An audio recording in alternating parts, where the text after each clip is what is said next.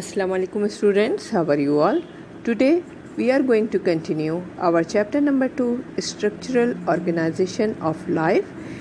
Today our topic is Structure of Cell in Detail, यानी हम cell का structure जो है डिटेल में पढ़ेंगे, सेल के ऑर्गेनल्स पढ़ेंगे. Organelles are sub unit of cell which perform specific function.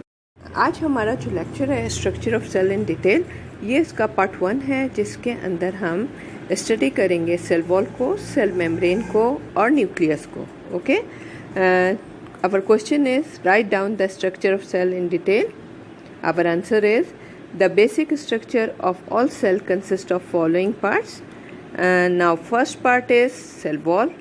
It is non living outermost boundary of plant cell, bacterial cell and fungal cell. It is not found in animal cell.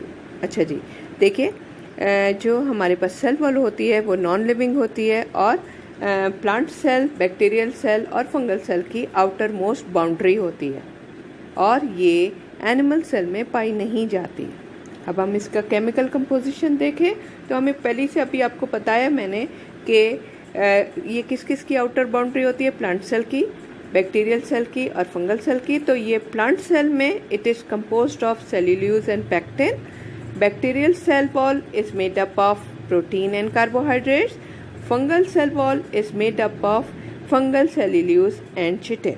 Okay, now if we talk about the function of cell wall, so cell wall provides protection and support to the cell, क्योंकि ये जो है non living material से बनी हुई है, सख्त है तो सपोर्ट दे रही है. ठीक है, just like skeleton.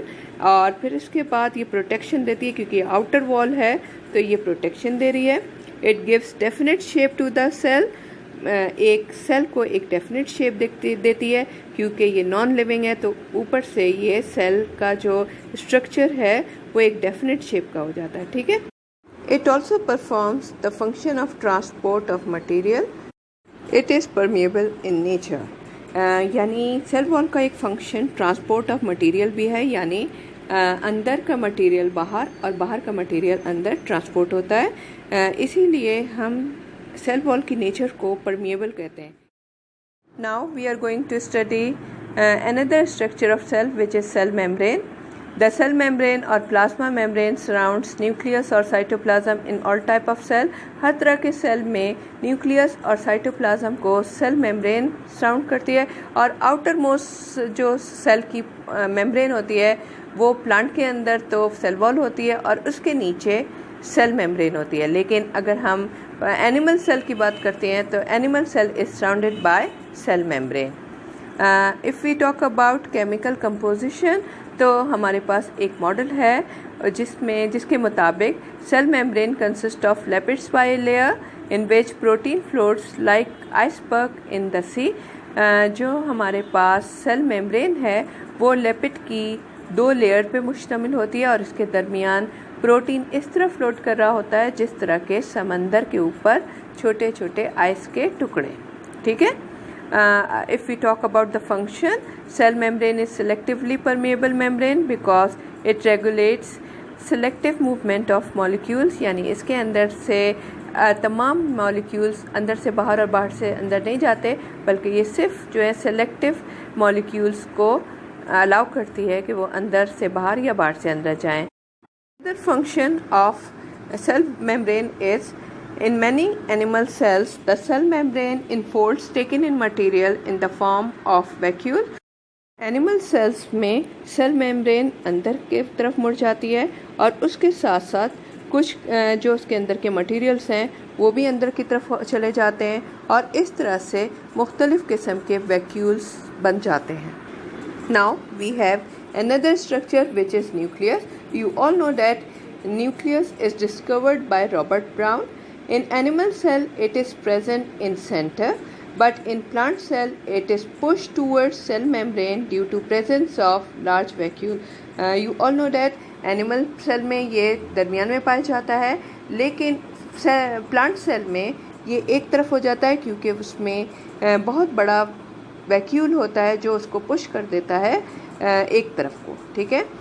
If you talk about its structure, it consist of 3 parts. which are nuclear membrane, nucleoplasm, and chromosome. Now we will study one by one in detail. First of all, we will talk about nuclear membrane. Nucleus is surrounded by double membrane which is called nuclear membrane. It has large number of nucleopore, यानी हमारे पास nucleus जो है nuclear membrane से surround करता है और इसमें छोटे छोटे पोर्स होते हैं जिसे हम न्यूक्लियोपोर कहते हैं. Second part is nucleoplasm. Nucleus is filled with the gel-like substance called nucleoplasm. It consists of nucleoli and a network of thread-like structure called chromatin network. Nucleoli is more or less spherical in shape. It disappears during cell division. Its function is to manufacture ribosomes. Now we will talk about chromosomes. The threads of chromatin network becomes prominent during cell division. Each thread is called chromosomes. Nucleoplasm में जो chromatin networks हैं उनके जो threads हैं वो cell division के दौरान prominent हो जाते हैं और हर थ्रेड को हम क्रोमोसोम्स कहते हैं. They are composed of deoxyribonucleic acid और डीएनए. ओके, यानी इसके अंदर डीएनए पाया जाता है. It plays a significant role in the inheritance of characters as well as controlling or regulating the cell activities. ये क्या है, इसका फंक्शन क्या है? क्रोमोसोम्स जो हैं रिस्पॉन्सिबल होते हैं पेरेंट्स से जो कैरेक्टरिस्टिक्स ऑफ स्प्रिंग में आते हैं उसके रिस्पॉन्सिबल होते हैं. इसके अलावा ये सेल की तमाम एक्टिविटीज़ को भी कंट्रोल करते हैं. It is an unique character of organism that every organism has a particular number of chromosomes. We have given a chart here we have given some organism and their chromosome.